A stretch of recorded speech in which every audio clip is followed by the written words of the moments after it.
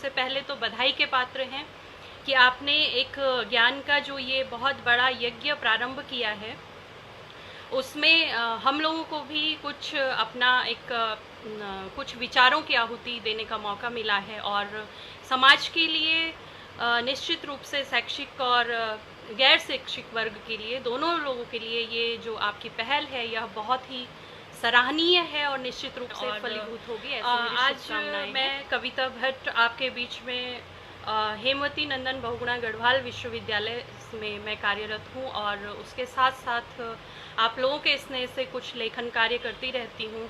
और चूँकि साहित्य में, मेरी हिंदी साहित्य में विशेष रुचि है, तो उस पर भी कुछ पठन पाठन चलता रहता है। और आज मुझे जिस विषय पर आमंत्रित किया गया है बोलने के लिए, वह विषय है षटकर्म का शिक्षा शास्त्रीय और यौगिक महत्व कोविड-19 के विशेष संदर्भ में। चूँकि हम लोग इस समय बहुत ही जिसे कहते हैं कि विषाद का भी ये दौर है, नए नए चुनौतियां हैं हमारे सामने, बहुत सारी समस्याएं हैं जिनका समाधान ढूंढने के लिए हम शिक्षा शास्त्रीय दृष्टिकोण से भी और सामान्य दृष्टिकोण से भी, स्वास्थ्य के दृष्टिकोण से भी हम लोग इस समय, पूरी मानव जाति जो है वह एक विकट परिस्थिति में है। और हम चाह रहे हैं कि कुछ ऐसे नए नए योजनाओं को तैयार किया जाए जो कि बहुत ही इन सारी चीज़ों से जो हमारे सामने विकटताएं हैं उनसे पार पाने में हमें सहायता करे। तो मैं यहाँ से अपनी बात प्रारंभ करूँगी कि आज आप लोग देख रहे होंगे कि योग जो है वो अपने आप में वैश्विक स्तर पर लोकप्रिय है और उसमें अनेक ऐसे साधन हैं जिसके द्वारा हम शारीरिक और मानसिक स्वास्थ्य तो प्राप्त कर ही सकते हैं, उसी के साथ साथ हम आध्यात्मिक उन्नति भी कर सकते हैं। लेकिन आज मैं आपके सामने जो बात करने जा रही हूँ वह है कि हम इसके शिक्षा शास्त्रीय उद्देश्य क्या हो सकते हैं, अध्यापकों के लिए कौन कौन से ऐसे साधन उपयोगी हो सकते हैं जिसके द्वारा वो शिक्षा में नए आयामों को प्रतिस्थापित कर सके। तो चलिए यह बातचीत हम आगे बढ़ाएंगे। और सबसे पहले मैं बात करूं कि दो चीज़ें जो यहाँ पर रेखांकित करना चाहूँगी, उसमें से पहली बात यह है कि योग दर्शन को जिस तरीके से आज प्रचारित और प्रसारित किया जा रहा है वह निश्चित रूप से आशानुरूप तो है, लेकिन मेरा मानना यह है कि उसमें हमें कुछ ऐसे आयामों को और जोड़ना होगा जिससे कि वह पूर्ण रूप से लाभप्रद हो। जैसा कि मैं एक चीज़ देखती हूँ कि आसन और प्राणायाम से पर अधिकांश जो भी चाहे वो योग गुरु हों या फिर सामान्य लोग हों, बातचीत प्रारंभ की जाती है कि आसन से प्रारंभ की जाती है, प्राणायाम ज़्यादा से ज़्यादा, और ध्यान तक भी बहुत कम लोग पहुंच पाते हैं। लेकिन आज इस व्याख्यान के माध्यम से मैं यह बात आप लोगों के समक्ष स्पष्ट करना चाहती हूँ कि आसन से पहले जो दो तीन चीज़ें बहुत ज़रूरी हैं उन पर हमें अपना ध्यान आकृष्ट करना पड़ेगा और उनके प्रचार प्रसार की आवश्यकता है। योग की बहुत सारी जो विधाएं हैं उनमें से हठ योग और राजयोग को बहुत ही महत्वपूर्ण माना जाता है और ये एक दूसरे के पूरक भी हैं। लेकिन आसन से पूर्व राजयोग में यम और नियम की बात की जाती है। इस प्रकार से राजयोग में अष्टांग योग, यम, नियम, आसन, प्राणायाम, प्रत्याहार, धारणा, ध्यान और समाधि, ये 8 अंग हैं, जिसमें से कि जो हठ योग है, हठ योग प्रारंभ करता है षटकर्म से प्रारंभ करता है और समाधि तक पहुंचता है। षटकर्म जो है वह सीधे सीधे जुड़ता है नियम के शौच से। इस पर मैं आगे बात करूंगी। सबसे पहले मैं यह बताना चाहती हूँ कि योग शास्त्रियों का, शिक्षा शास्त्रियों का और जितने भी स्वास्थ्य से जुड़े हुए, सेवाओं से जुड़े हुए लोग हैं जो आज प्राकृतिक चिकित्सा की बात कर रहे हो, योग की बात कर रहे हो प्रतिरोधक क्षमता के लिए, या फिर मानसिक दृष्टि से हमारे स्वास्थ्य को ठीक करने के लिए वह जिन किन उपायों की बात कर रहे हो, उनका ध्यान इस तरफ जाना चाहिए कि योग को आधे अधूरे ढंग से प्रचारित और प्रसारित ना किया जाए, उसको पूर्ण रूप से शास्त्रीय ढंग से इस पर हमारा ध्यान जाना चाहिए। तो चलिए आज आप सभी लोगों के बीच में इन कुछ बातचीत हम करेंगे और इस जो व्याख्यान का उद्देश्य है वह 3 उद्देश्य को लेकर के मैं चल रही हूं और देखते हैं कि 1 घंटे में हम कितनी बातचीत कर पाते हैं। चूँकि लाइव में कुछ चीज़ें ऐसी हो जाती हैं जिस पर कि हम बहुत स्पष्ट ढंग से उसको प्रयोगात्मक ढंग से हम लोग नहीं कर पाते हैं, लेकिन फिर भी सिद्धांत और व्यवहार में एक सामंजस्य बढ़ाते हुए हम आगे बढ़ेंगे साथियों। और सबसे पहले हम बात करेंगे कि अध्ययन और अध्यापन, टीचिंग और लर्निंग, टीचिंग यानी अध्यापन और लर्निंग अधिगम, उसमें बाधाएं क्या आती हैं, पहले इस पर बात करेंगे। उसके बाद हम दूसरी बात करेंगे कि जो ये जिस उद्देश्य से यहाँ पर आई हूँ कि षटकर्म जो कि एक बहुत महत्वपूर्ण अभ्यास है, ये योग शास्त्रीय दृष्टि से और शिक्षा शास्त्रीय दृष्टि से क्या स्थान रखता है, इस पर हम लोग आज बातचीत करेंगे। और बाद में फिर 5-7 मिनट इस पर भी रख सकते हैं कि अगर किसी को मुझसे कुछ पूछना हो तो वो लोग अपने कमेंट बॉक्स में जाकर के कमेंट लिखें, और मैं प्रयास करूंगी कि जितना भी मेरा अल्प ज्ञान के आधार पर मैं उनका उत्तर दे सकूं, तो मुझे बहुत अच्छा लगेगा। और इन 3 चीज़ों को लेकर के हम आगे बढ़ते हैं, और व्यक्तित्व में ऐसी कौन कौन सी चीज़ें हो सकती हैं जिसको सुधार करके हम यौगिक दृष्टिकोण से और शिक्षा शास्त्रीय दृष्टिकोण से अपने आप में एक उन्नयन ला सकें, एक हम उसमें उसको और अच्छा करके हम कैसे अपने व्यक्तित्व को सुधार करके इन दोनों क्षेत्रों में हम कैसे योगदान दे सकते हैं, इस पर भी हम आज बातचीत करेंगे।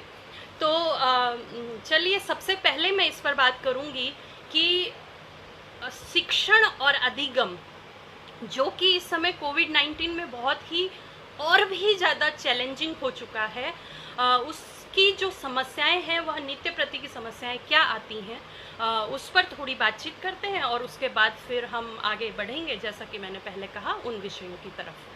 तो इसमें शारीरिक बाधाएं क्या आती हैं? सबसे पहला तो यह है कि हमारा जो शारीरिक और मानसिक स्वास्थ्य है वह यदि ठीक नहीं है तो हम ना शिक्षण ठीक से कर पाएंगे और ना अधिगम हमारे लिए उतना आसान रहेगा।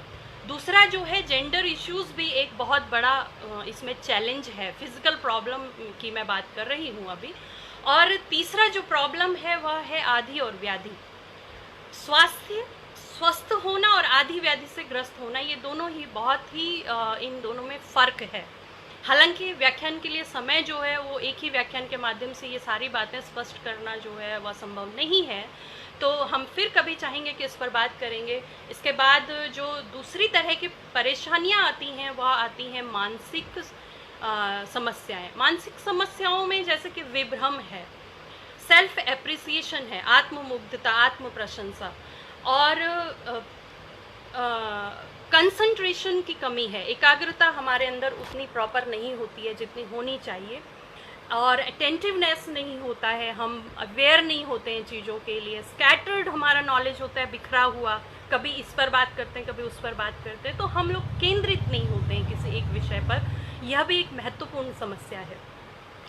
तीसरी जो समस्या है वह है मनोवैज्ञानिक असंतुलन। मनोवैज्ञानिक असंतुलन के तहत जैसे कि आत्मविश्वास की कमी है, शर्म, किसी के सामने हम अपनी बात को नहीं रख पाते हैं, हमें शर्म आती है, साइनेस उसको कहते हैं, अपराध बोध है, उसके अलावा इन्फीरियरिटी कॉम्प्लेक्स है, हम अपने आप को कमतर समझते हैं दूसरों से, हमारे मन में भय है, चिंता है, तनाव है, क्रोध है, और भावनाएं हमारे ऊपर ज़्यादा हावी हो रही हैं, या फिर हमारे अंदर कोई इस तरह के सेक्सुअल गिल्ट्स हैं।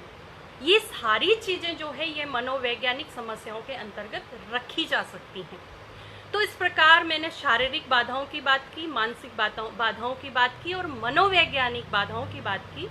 ये इसके अलावा शिक्षण और अधिगम में जो बाधाएं आती हैं वह सामाजिक और सांस्कृतिक बाधाएं भी हैं, जैसे कि गरीबी है, कुछ हमारे ऐसे ट्रेडिशंस हैं, कल्चर हैं कि जो रीति रिवाज और परंपराएं जो हैं वह अधिगम और शिक्षण में हमारे लिए यदि नकारात्मक रूप से हमारे साथ हम इम्पोज किए गए हैं हमारे ऊपर, तो वो हमें बाधित करते हैं, हमारे ऊपर थोपे गए हैं। तो जेंडर बायस भी इसमें एक आता है, हालांकि इसकी बात मैं पहले कर चुकी हूँ, लेकिन सामाजिक रूप से अभी भी बहुत सारे क्षेत्र ऐसे हैं भारतवर्ष में जहाँ पर महिलाओं को उच्च शिक्षा में जाने का मौका नहीं मिलता है, व्यावसायिक शिक्षा में उनका अनुपात अभी भी उतना नहीं है जितना कि पुरुषों का है।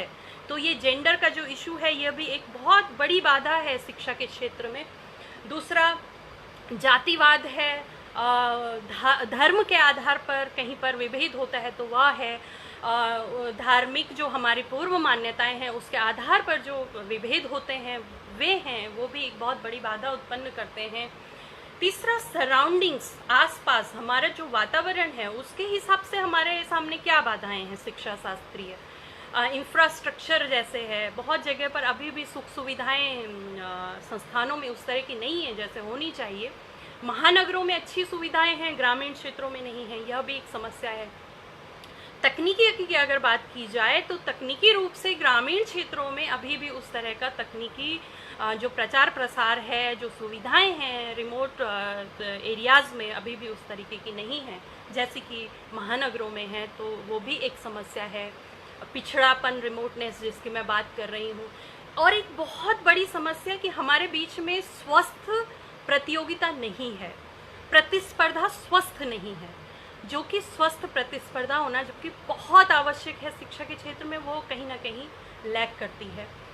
अगला है पॉलिटिकल ऑब्स्ट्रक्शंस, राजनीतिक दृष्टि से क्या क्या बाधाएं आ सकती हैं वे भी बहुत महत्वपूर्ण हैं। तो क्योंकि उसके हिसाब से हम फिर अपने आप को तैयार नहीं कर पाते हैं चीज़ों के लिए। जैसे पॉलिसीज़ जो बनती हैं उनमें प्रॉपर इम्प्लीमेंटेशन नहीं है, कागज़ों में योजनाएं तैयार होती हैं लेकिन उसका जो एक उसका इम्प्लीमेंटेशन होना चाहिए, धरातल पर प्रयोग होना चाहिए, वह अभी भी कहीं ना कहीं लैकिंग है। और वोट बैंक के लिए लोगों का इस्तेमाल होता है, उसके बाद उनकी जो शैक्षिक समस्याएं हैं क्या क्या आ सकती हैं शिक्षा के क्षेत्र में, चाहे वो बजट की समस्या हो या फिर किसी भी तरह की अन्य समस्याएं हों, वह भी एक बहुत महत्वपूर्ण बाधा है।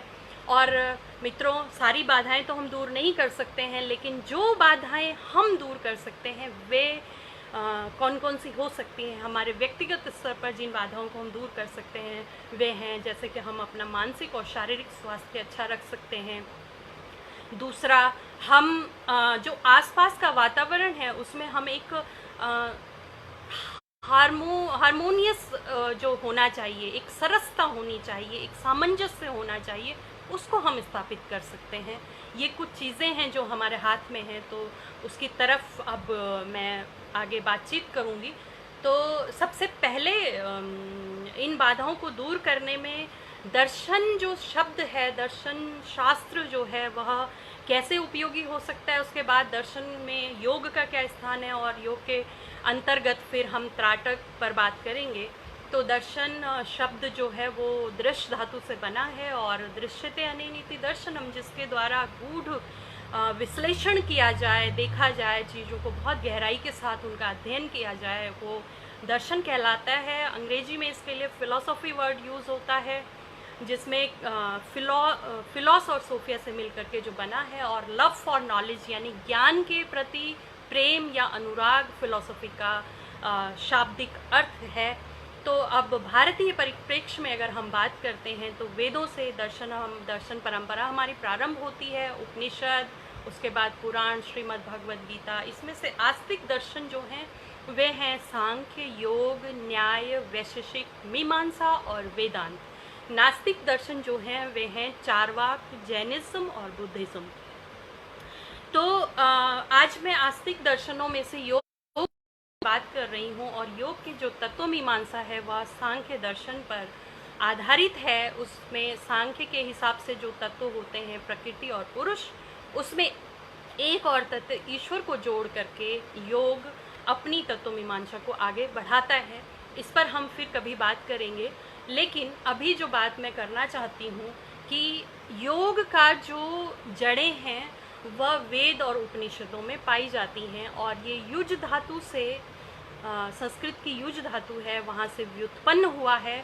और इसका जो अर्थ है वह है अपनी व्यक्तिगत न्यूनतम चेतना को उच्चतम चेतना की तरफ उसका उन्नयन करना, उसको प्रमोट करना, उसमें उसका सम्मिलन करना योग का अर्थ है। महर्षि पतंजलि ने इसकी परिभाषा दी है योगस चित्त वृत्ति निरोधा, यानी चित्त की वृत्तियों को निरुद्ध करना योग है। यह अपने आप में जो परिभाषा है यह बहुत ही वृहद अर्थों को और व्याख्याओं को लिए हुए है। उस पर अभी पूरा बात करना संभव नहीं है, लेकिन बस इतना कहना चाहूँगी कि राजयोग में हम समाधि तक पहुँचने के लिए जो आध्यात्मिक उद्देश्य है कैवल्य प्राप्त करना, वहाँ तक पहुँचने के लिए हम बहुत सारे साधनों का उपयोग करते हैं, जिसमें से कि मैंने अष्टांग योग की पहले बात की, यम, नियम, आसन, प्राणायाम, प्रत्याहार, धारणा, ध्यान एवं समाधि। यह अष्टांग योग जो है ये राजयोग के नाम से लोकप्रिय है, यह विख्यात है। और फिर उसमें दूसरी जो शाखा है हठ योग, हठ योग में हम शिव और शक्ति के लय की बात करते हैं। ह और ठ नाड़ी, ह नाड़ी और ठ नाड़ी यानी दाहिना नासा छिद्र और बायां नासा छिद्र, जिसमें से गर्म और ठंडी जो दो नाड़ियां हैं उनके द्वारा हम अपनी चेतना को प्रवाहित करते हैं सुषुम्ना में। तो सुषुम्ना में प्रवाहित करके फिर हमारी जो व्यक्तिगत चेतना है वह सार्वभौम चेतना के साथ जो सामंजस्य स्थापित करती है, उसको हम कहते हैं कि अब हठ योग के द्वारा हमने लय किया है, शिव का, शक्ति का शिव के साथ लय किया है। और यह लय जो है, इसके लय की जो प्रक्रिया में आने वाले साधन हैं, उन साधनों में से हम 7 साधनों की बात करते हैं, वह षटकर्म से प्रारंभ होते हैं। फिर आसन, प्राणायाम, मुद्रा, बंध, प्रत्याहार, धारणा, ध्यान और समाधि। इस प्रकार से जो हठ योग है इसे भी अलग अलग ग्रंथों में अलग अलग प्रकार से व्याख्यात किया गया है, लेकिन हम आज बात करेंगे षटकर्म की, जिसका विशद विवेचन घेरंड संहिता में प्राप्त होता है।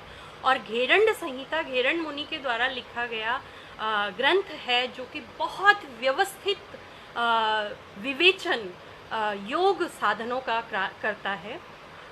इसके अतिरिक्त राजयोग और हठ योग के अतिरिक्त तंत्र योग, ज्ञान योग, भक्ति योग, कर्म योग, जप योग, अनासक्ति योग, इस प्रकार से और भी बहुत सारे योग की जो विधाएं हैं वो प्रचलित हैं।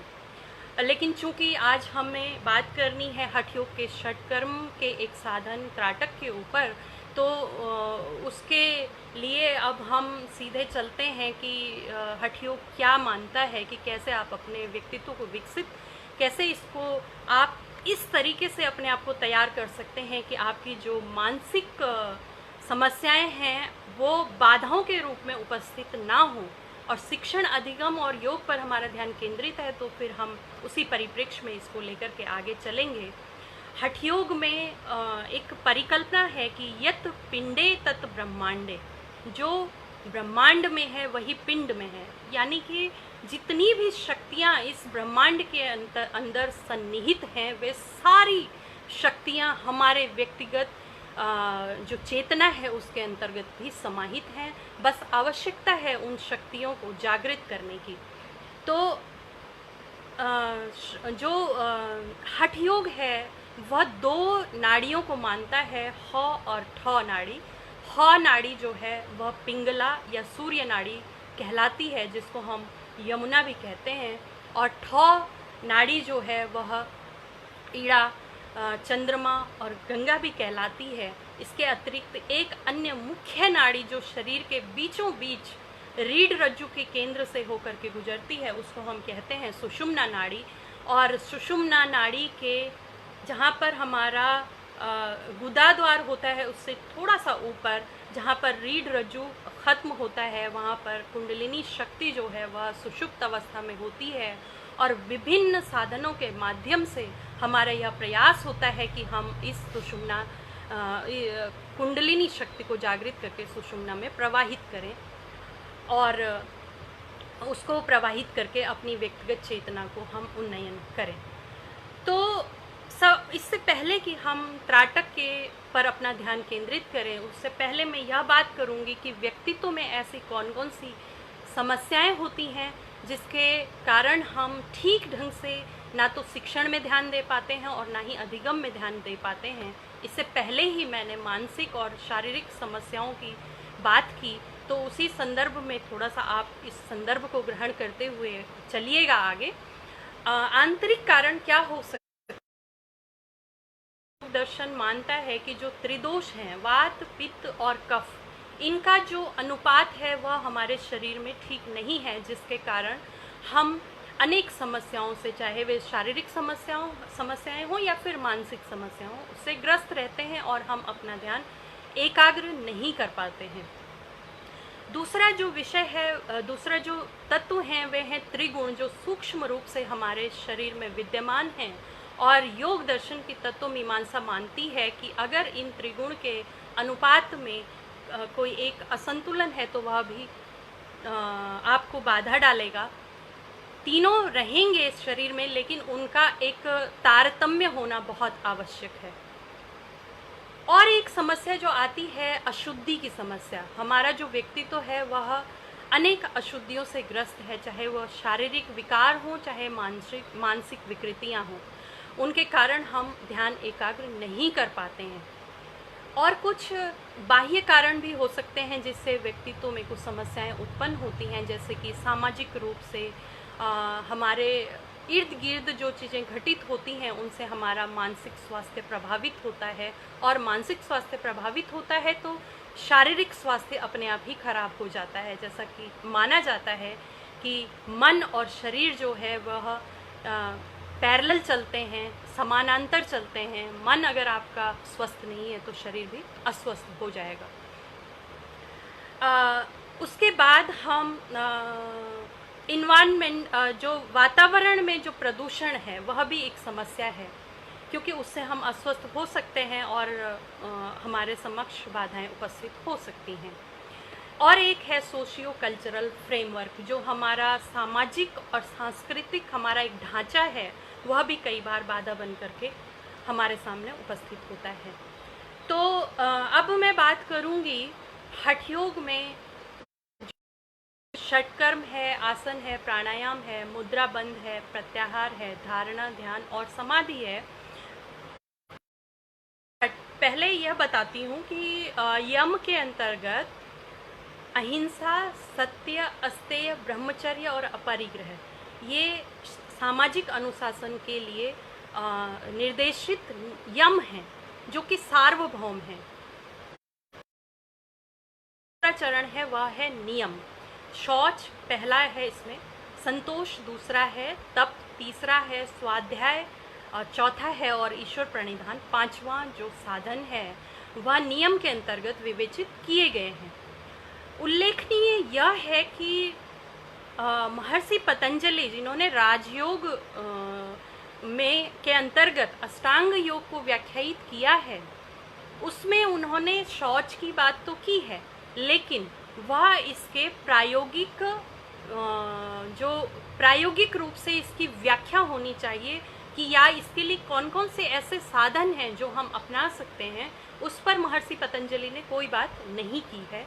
और इसको पूर्ण किया फिर हठयोग के ग्रंथों के द्वारा स्वात्माराम जी ने और घेरंड मुनि जी ने। घेरंड संहिता के द्वारा षटकर्म का विशद विवेचन किया और उसमें षटकर्म के अंतर्गत उन्होंने धौती, वस्ती, नेति, नौली, त्राटक और कपालभाति, ये 6 क्रियाएं ऐसी बताई जिसके द्वारा हम अपने शरीर और मन को शुद्ध कर सकते हैं। पूरी शुद्धि के द्वारा हम अपने व्यक्तित्व को परिशुद्ध करके अपनी व्यक्तिगत चेतना का उन्नयन कर सकते हैं।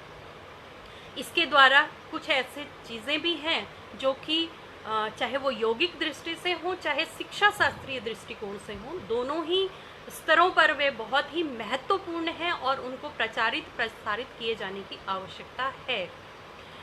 आज मैंने त्राटक विषय इसलिए चुना है क्योंकि यह शिक्षा शास्त्रीय आधारों को प्रस्फुटित करने के लिए, उन्हें सुदृढ़ करने के लिए अत्यंत आवश्यक है।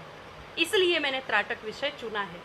और त्राटक के अंतर्गत जो 3 प्रकार के त्राटक हैं वह हैं बाह्य त्राटक, अधो त्राटक, अंतः त्राटक।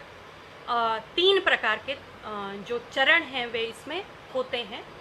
और बात करूं कि बाह्य त्राटक हम किसको कहते हैं, आप थोड़ा सा बस 2 मिनट इस चीज़ पर दीजिएगा अपने मुझे कि त्राटक हम करते कैसे हैं, यह बताना बहुत ज़रूरी है। जब तक हम यह नहीं जानेंगे तब तक हम फिर यह नहीं समझ पाएंगे कि उसके ऐसे कौन से ऐसे आधार हो सकते हैं जो शिक्षा शास्त्रीय दृष्टिकोण से उपयोगी हैं।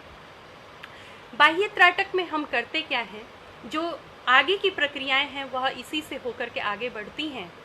हमें एक शांत कमरा चुनना है, शांत कमरा जिसमें कि अच्छे से वायु आ रही हो, मतलब वेंटिलेशन जिसको आप लोग बोलते हैं, क्रॉस वेंटिलेशन होना बहुत ज़रूरी है। उसमें सीलन ना हो, उसमें कोई ऐसे व्यवधान ना हो जो कि आपको परेशान करें, आपके बीच में बाधा उत्पन्न करें साधना के।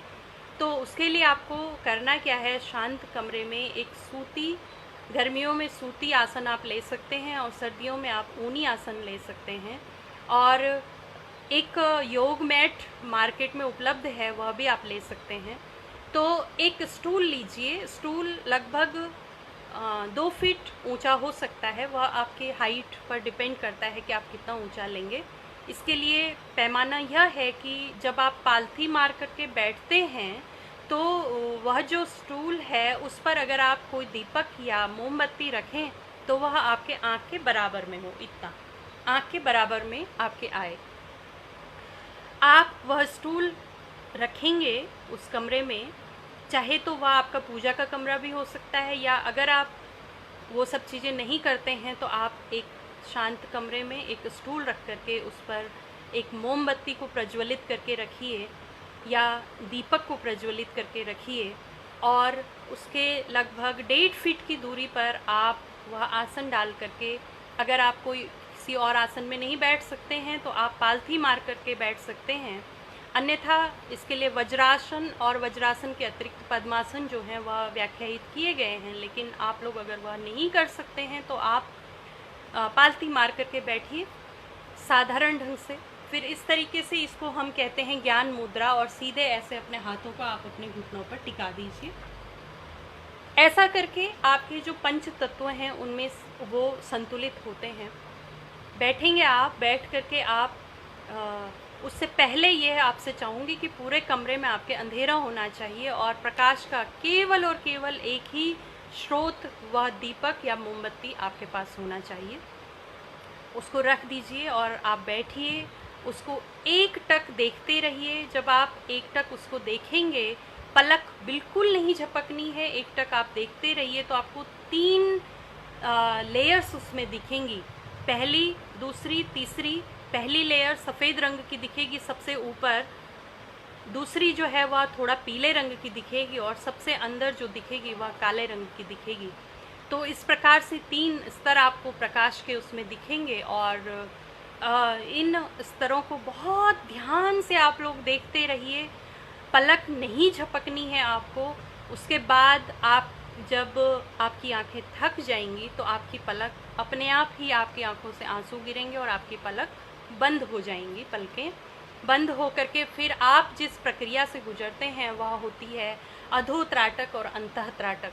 यानी कि आपने जो प्रकाश की लौ वहाँ पर देखी, उस प्रकाश की लौ को आप ठीक यहाँ पर हमारा आज्ञा चक्र होता है।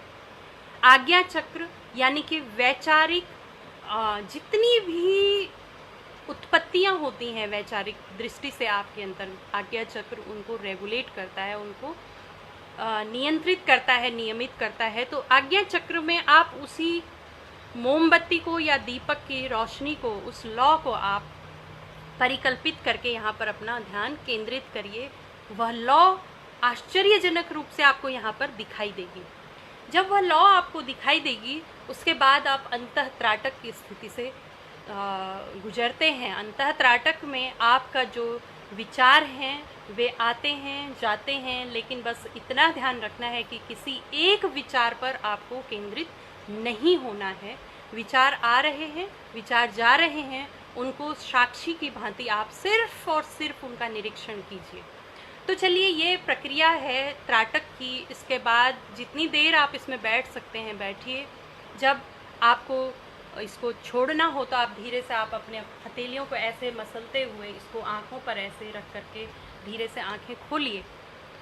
ये एक प्रक्रिया है त्राटक की जो पूर्ण होती है अभ्यास इस तरीके से। इसको आप सुबह कर सकते हैं, रात को भोजन के 1 घंटे बाद जब आप सोने जा रहे हों तब कर सकते हैं। लेकिन इतना ध्यान रखिए कि भोजन में और इसमें लगभग 1 घंटे का गैप होना चाहिए। यानी कि भोजन करने के बाद 1 घंटे आप इसलिए ना करिए क्योंकि आपका जो रक्त संचार है वह आमाशय की तरफ होता है और उसमें आप इसको करेंगे तो वह आपका ध्यान उस तरीके से केंद्रित नहीं हो पाएगा जैसा होना चाहिए। ब्रह्म मुहूर्त में आप करते हैं तो आपको आश्चर्यजनक रूप से लाभ होगा और एक वैचारिक संतुलन बनेगा, एकाग्रता बनेगी। तो इन चीज़ों की तरफ जैसा कि मैं एक और बात करना चाहती हूँ कि शिक्षण और अधिगम से में इसका क्या महत्व हो सकता है उस पर भी बात करूँगी, लेकिन उससे पहले मैं यह बात करूँगी कि योग में इसका क्या महत्व है। सबसे बड़ी बात यह है कि त्राटक कर्म हमें वैचारिक रूप से स्वस्थ करता है और विचार जो हैं वह ही हमारे स्वास्थ्य को प्रभावित करते हैं। बहुत ही आश्चर्यजनक आपको लग सकता है, लेकिन यह निश्चित है कि अगर आपके विचार शुद्ध हैं, सकारात्मक हैं, तो वे आपको सकारात्मक व्यक्तित्व के निर्माण में मदद करेंगे।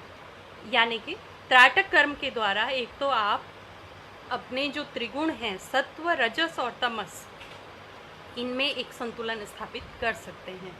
उनका जो अनुपात है वह ऐसा रहेगा कि सत्व गुण प्रभावी रहेगा और सत्व गुण प्रभावी रहेगा तो विवेक की वृद्धि होगी, प्रकाश की वृद्धि होगी, निर्णय लेने की क्षमता में वृद्धि होगी और आप सकारात्मक दृष्टिकोण से युक्त होंगे, एकाग्रता बढ़ेगी।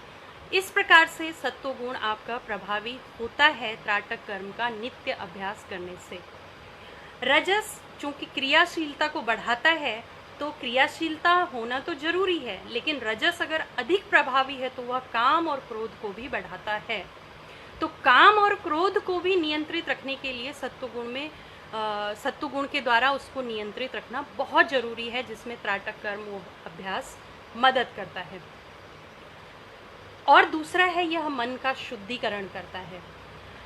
एक और बात है कि यह हमारी जो सोचने समझने की शक्ति है उसमें वृद्धि करता है, हमारी स्मरण शक्ति में वृद्धि करता है, जो शिक्षण और अधिगम के लिए भी उपयोगी है। हमारा जो दृष्टिकोण है उसको सकारात्मक बनाता है और सद्गुणों में वृद्धि करता है। हमारे जो भावनाएं हैं उनको नियंत्रित करता है, लेकिन सकारात्मक दृष्टि से उनको एक विशेष उद्देश्यों की पूर्ति की तरफ ले जाता है। तो ये इसके यौगिक और शिक्षा शास्त्रीय महत्व थे। भगवान कृष्ण गीता में कहते हैं कि कर्मण्येवाधिकारस्ते माँ फलेषु कदाचनः माँ कर्म फल हेतुर्भुर्मा ते संगो वस्तु कर्मणि। यानी कि हमें अपने कर्मों पर ही ध्यान केंद्रित करना चाहिए और उसी पर हमारा अधिकार है। फल पर ना तो हमारा अधिकार है और ना ही हमें उसकी चिंता करनी चाहिए। इसको गीता में निष्काम कर्म योग भी कहा गया है। निष्काम का अर्थ है कि जिसमें कामनाएं ना हो। इसका अर्थ यह नहीं है कि हमारा कोई उद्देश्य नहीं होगा, उद्देश्य होगा, लेकिन हमारा उद्देश्य केवल फल के बारे में विचार करना नहीं होगा, बल्कि हमारा उद्देश्य यह होगा कि हम अपने कर्मों को किस प्रकार से इतना परिमार्जित, परिशोधित और उन्नत कर सकते हैं कि फल अपने आप सकारात्मक हो।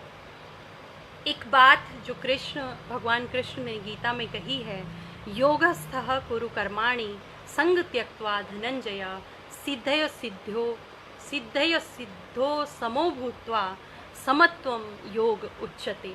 यानी कि समत्व की बात वो करते हैं, हमें हमारे कार्यों में सिद्धि मिले, असिद्धि मिले, सफलता मिले, असफलता मिले, हानि हो, लाभ हो, दुख हो या सुख हो, हम अगर अपने आप को योग के माध्यम से, इसके अभ्यासों के माध्यम से हम अपने आप को ऐसी स्थिति में ले जा सकते हैं कि जहाँ पर हमारा समत्व भाव विकसित होगा यानी कि सफलता और असफलता दोनों के मिलने पर हम एक ही समान रूप से व्यवहार कर सकें। हालांकि यह बहुत कठिन है करना, लेकिन असंभव नहीं है।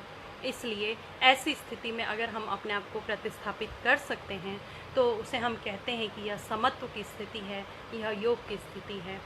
और इस संबंध में कुछ बातें और जो आपके सामने मैं रखना चाहती हूँ,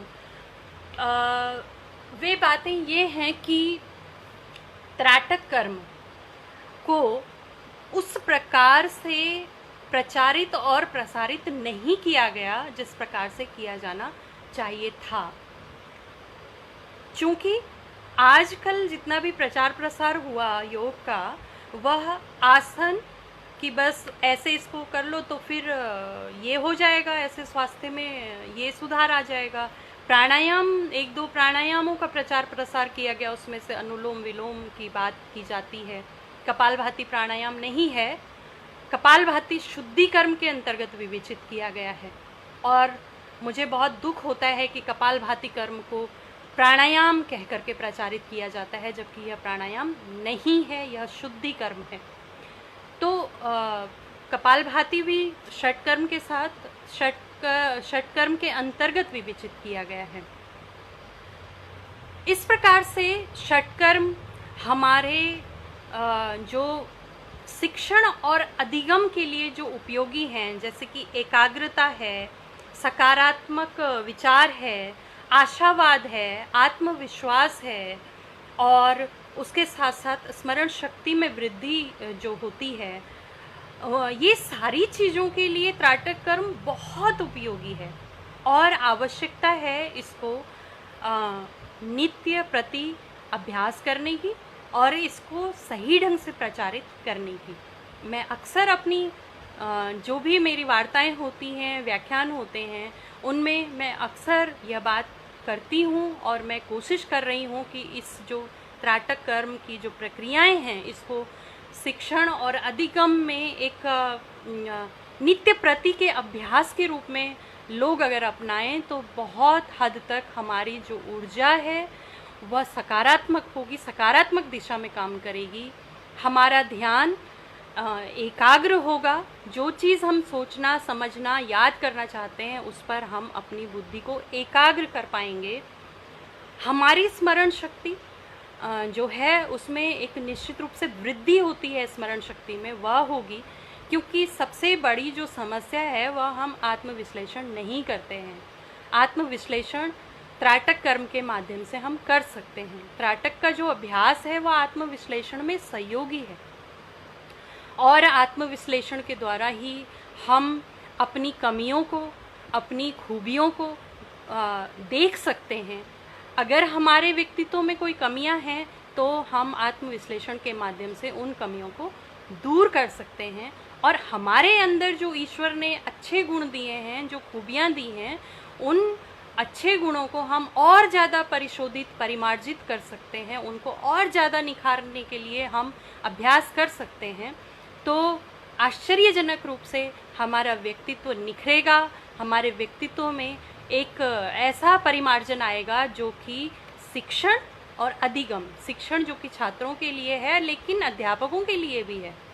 ऐसा नहीं है कि हम अब अध्यापक हैं तो हमने अब सीखना बंद कर देना है, क्योंकि अक्सर होता ये है कि जो लोग एक बार अध्यापक हो जाते हैं, मुझे इस बात का कोई सार्वजनिक रूप से कहने में मुझे संकोच नहीं है इस बात का, और इस व्याख्यान के माध्यम से मैं यह भी कहना चाहूँगी कि अगर हम अध्यापक हैं तो हमारी जिम्मेदारी है कि हम हर रोज़ कुछ नया पढ़ें, हर रोज़ कुछ नया सीखें और हर रोज़ उस नए सीखे हुए को किसी और को सिखाएं, किसी और को पढ़ाएं।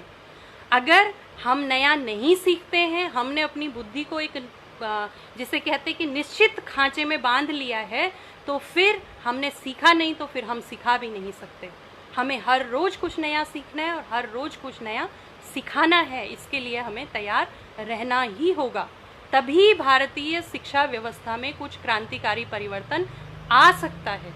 अगर हमने एक ढांचे में अपने आप को ढाल लिया और अपनी बुद्धि को बंद कर दिया तो हम फिर ना तो सीख सकते हैं और ना ही सिखा सकते हैं। इसलिए सीखने के लिए भी हरदम तैयार रहना है और सिखाने के लिए भी तैयार रहना है।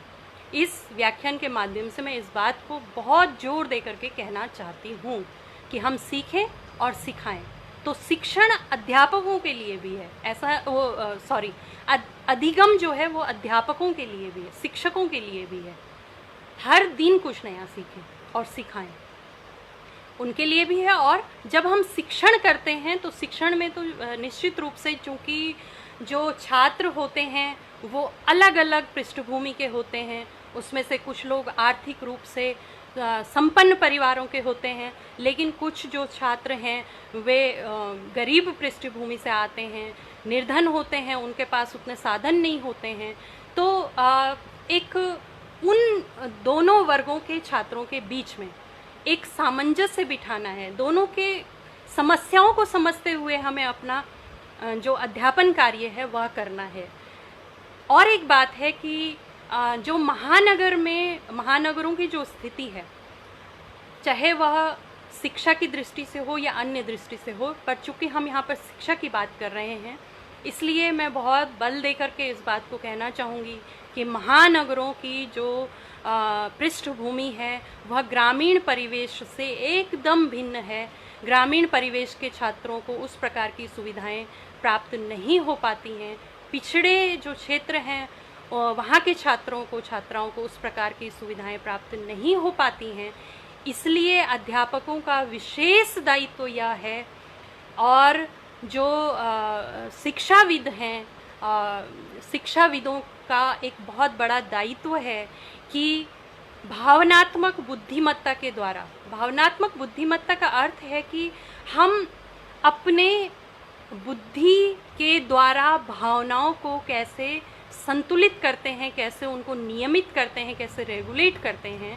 दूसरे की भावनाओं को समझते हुए हम अपना विशेष उसको क्या दे सकते हैं, उसको किस तरीके से ऐसे करें कि वह अच्छे से अच्छा सीख सके। तो इन बातों को भी हमें ध्यान में रखना होगा। और कोविड-19 का यह जो दौर है यह बहुत ज़्यादा विकट है, लेकिन इससे बाहर निकलना मुश्किल नहीं है।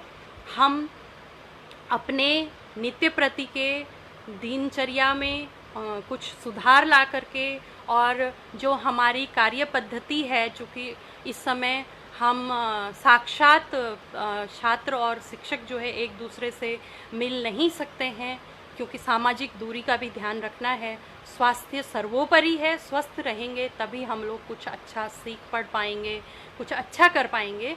इसलिए हमें सामाजिक दूरी का ध्यान तो रखना है, लेकिन हम ऑनलाइन शिक्षण पद्धति के द्वारा जितना कुछ भी अपना अच्छे से अच्छा छात्रों को दे सकते हैं वह हमें देने का प्रयास करना चाहिए।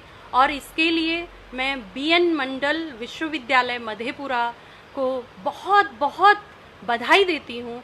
उनको मेरा साधुवाद कि उन्होंने यह एक बहुत ही स्वागत योग्य कदम उठाया है कि चाहे वह लाइव के माध्यम से हो, चाहे यूट्यूब चैनल के माध्यम से हो, चाहे ऑनलाइन कक्षाओं के माध्यम से हो, इसके लिए मैं उनको हार्दिक साधुवाद प्रेषित करती हूँ कि उन्होंने यह पहल की।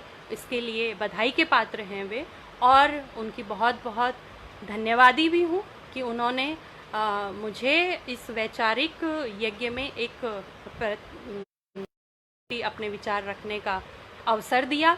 और एक बहुत कम समय में हम लोगों ने, डेविड जी से मेरी बातचीत हुई, और चूँकि इस बीच व्यस्तताएं बहुत ज़्यादा थी, तो फिर हम लोगों ने यह दिन निर्धारित किया, और कुछ मुझे लगता है आधा पौने एक घंटा हम लोग आपस में मिले, बातचीत की।